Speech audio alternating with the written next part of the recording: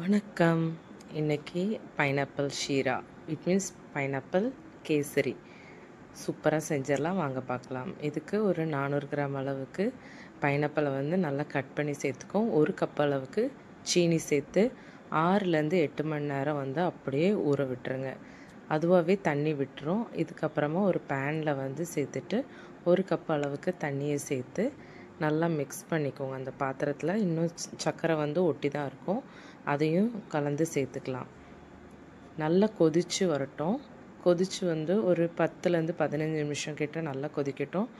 90% நல்லா வெந்திருக்கணும். இப்போ நீங்கள் ப்ரெஸ் பண்ணி பார்த்தீங்கன்னா இந்த அளவுக்கு தெரியும்.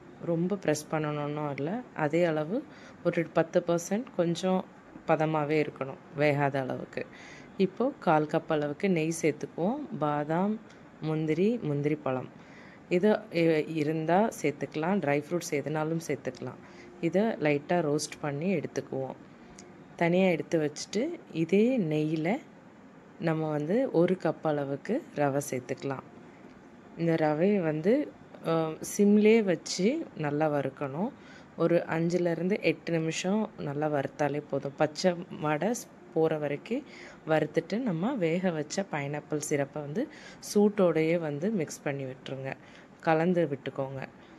கலந்து விட்டு ஒரு 2 நிமிஷத்துலேயே நம்ம வறுத்து வச்சுருக்கிற ட்ரை ஃப்ரூட்ஸையும் சேர்த்துக்குவோம். இதையும் சேர்த்து நல்லா மிக்ஸ் பண்ணி விட்டுக்கலாம். இப்போது நல்லா மிக்ஸ் பண்ணதுக்கப்புறமா ஒரு டேபிள் ஸ்பூன் அளவுக்கு நெய் சேர்த்துட்டு இன்னும் கொஞ்சம் மிக்ஸ் பண்ணி விட்டுக்குவோம். இப்போது கேஸை ஆஃப் பண்ணிவிட்டு ஒரு மூடி போட்டு ஒரு 5 நிமிஷம் மூடி வச்சிடலாம். இப்போது ரொம்பவே கரெக்டான பதத்துக்கு இருக்கும். நீங்கள் பார்த்தாலே தெரியும், தண்ணியும் கொஞ்சம் நல்லா வற்றிரும். இப்போது நம்ம சர்வ் பண்ணலாம். நீங்கள் ஃப்ரிட்ஜில் வச்சும் சர்வ் பண்ணலாம், சூடாகவும் சர்வ் பண்ணலாம். சூடாக சாப்பிட்டா டேஸ்ட்டு வேறு லெவல். கண்டிப்பாக நீங்களும் ட்ரை பண்ணி பாருங்கள். அவ்வளோ அருமையான டேஸ்ட்டாக இருக்கும்.